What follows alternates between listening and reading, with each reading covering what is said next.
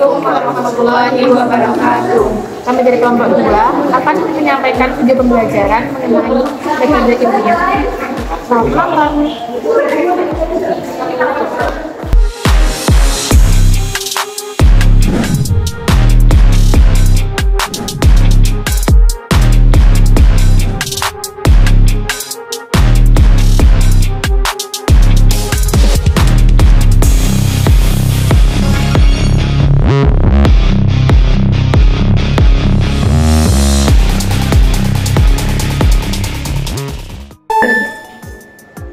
Aku Stevi akan menjelaskan tentang definisi dari metode ilmiah. Tersebut merupakan kegiatan penelitian untuk mendapatkan cara penyelesaian berdasarkan bukti-bukti dengan langkah sistematis dan berurutan, yang memiliki tujuan yaitu untuk mendapatkan hasil yang rasional dan teruji dari sebuah masalah, sehingga dapat menambah pengetahuan peneliti serta pembaca.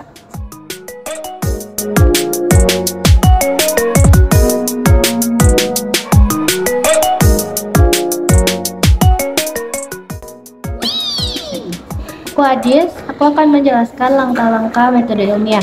Yang pertama, merumuskan masalah. Perumusan masalah adalah sebuah pertanyaan yang membutuhkan jawaban yang diperoleh berdasarkan masalah yang ada melalui pengumpulan data. Perumusan masalah bisa berasal dari hal kecil yang ada di sekitar kita, yang bertujuan untuk membatasi penelitian dan fokus dalam memecahkan masalah. Harus dinyatakan dalam kalimat tanya seperti apa, bagaimana, mengapa, siapa, dan kapan. Adapun contohnya yaitu, bagaimana pengaruh pandemi terhadap kualitas lingkungan.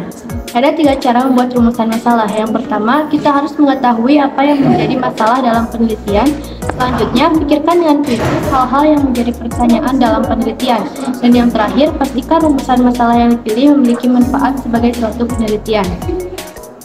Selanjutnya, kriteria dalam menentukan rumusan masalah, yaitu rumusan masalah harus ditulis dengan jelas, berupa kalimat tanya yang bisa dijawab dengan metode ilmiah dan dapat diuji secara empiris. Harus mengandung deskripsi tentang keadaan dan kenyataan yang diinginkan, dan disusun dalam bahasa yang singkat dan jelas. Yang kedua, menyusun kerangka berpikir. Menyusun kerangka berpikir adalah sebuah model atau gambaran berupa konsep yang di dalamnya menjelaskan suatu hubungan antara variabel yang satu dengan variabel yang lainnya. Biasanya dibuat dalam bentuk diagram atau skema dengan tujuan untuk dapat mempermudah memahami beberapa variabel data yang akan dipelajari di tahap selanjutnya.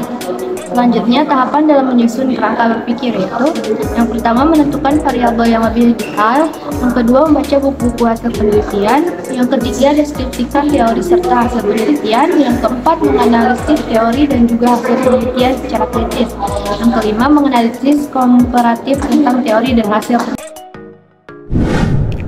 Langkah yang ketiga yaitu menyusun hipotesis.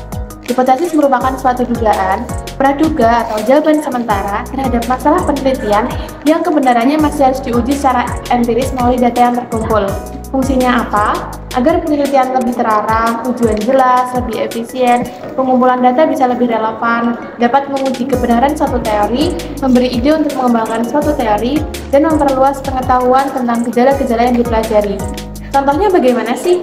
Misalnya nih, kita punya penelitian tentang cahaya dan pertumbuhan jamur roti.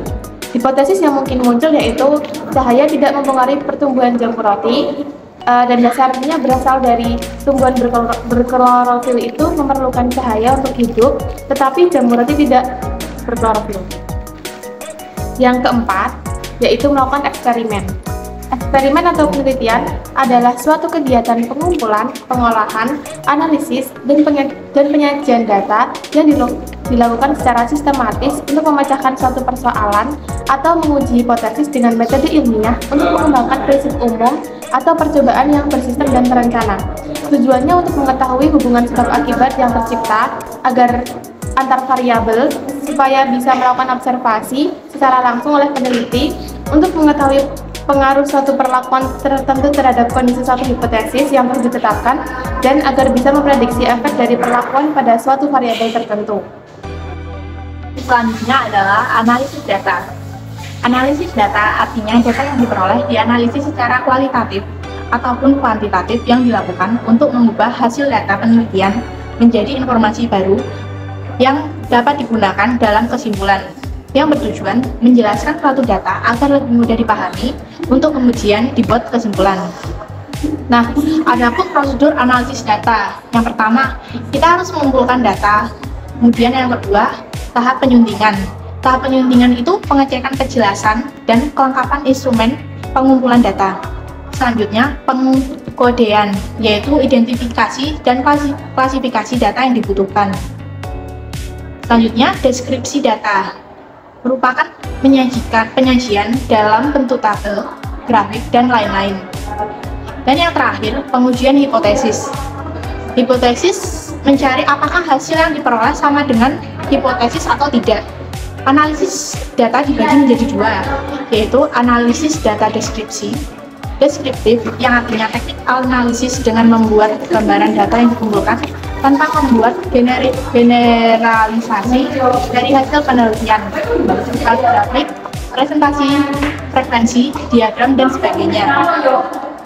Analisis data yang kedua adalah analisis data inferensial, yaitu teknik analisis data menggunakan statistics dan membuat kesimpulan secara umum. Misalnya, seperti signifikan pada level 5%, artinya 95% hasil sama. Selanjutnya, manfaat dari analisis data adalah mendapatkan hasil pengukuran yang lebih jelas, proses identifikasi lebih andal, memungkinkan identifikasi hal-hal yang lebih penting, dapat dilihat secara visual sehingga membantu pengambilan keputusan secara cepat dan tepat.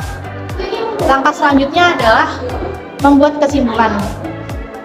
Kesimpulan sendiri adalah pernyataan singkat, jelas, dan sistematis dari hasil analisis, deskripsi, dan pembahasan hasil pembuktian hipotesis yang telah dilakukan pada bab sebelumnya yang merupakan bagian terakhir dan penting dari suatu makalah atau penelitian, dan kesempatan terakhir untuk membuat kesan pada pembaca. Contoh, kesimpulan atas penelitian yang telah disebutkan di atas adalah 1, 2, 3, dan seterusnya, ataupun tanpa penomoran. Dan langkah yang terakhir adalah menyusun laporan. Laporan penelitian yaitu dokumen tertulis hasil suatu penelitian yang dibuat secara jelas, disusun menurut metode dan sistematika tertentu dengan bahasa yang lugas dan merupakan tahap akhir dari proses penelitian untuk mengkomunikasikan kepada audiens hasil akhir penelitian melalui tulisan yang sering disebut dengan karya ilmiah. Ada beberapa bentuk dari laporan penelitian. Yang pertama, laporan riset untuk suatu lembaga atau instansi tertentu. Yang kedua, laporan riset tertulis untuk memenuhi tugas kuliah. Yang ketiga, laporan riset untuk jurnal ilmiah akademik tertentu. Dan yang terakhir, laporan riset untuk media populer seperti koran dan majalah.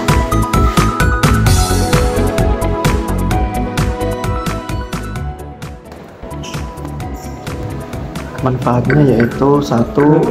Bantu memecahkan permasalahan dengan penalaran dan pembuktian yang memuaskan.